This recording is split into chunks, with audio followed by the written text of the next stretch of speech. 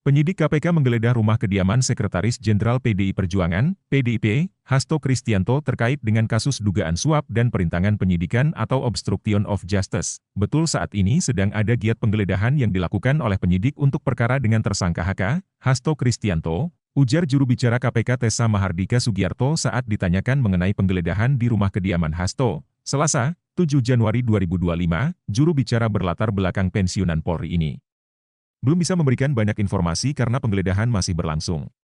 Ia baru memastikan rumah yang digeledah adalah rumah pribadi Hasto di Bekasi, Jawa Barat. Selebihnya, Tessa mengaku masih menunggu informasi dari tim penyidik mengenai detail penggeledahan rumah elit Partai Banteng tersebut. Belum ada keterangan resmi dari Hasto terkait penggeledahan rumahnya hari ini. KPK mengumumkan Hasto dan advokat PDIP Doni Tri Istiqomah sebagai tersangka pada pekan terakhir tahun kemarin.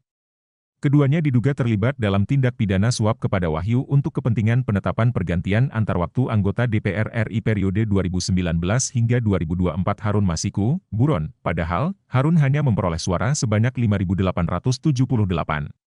Sedangkan calon legislatif PDIP atas nama Rizky Aprilia mendapatkan 44.402 suara dan berhak menggantikan Nazarudin Kimas yang meninggal dunia.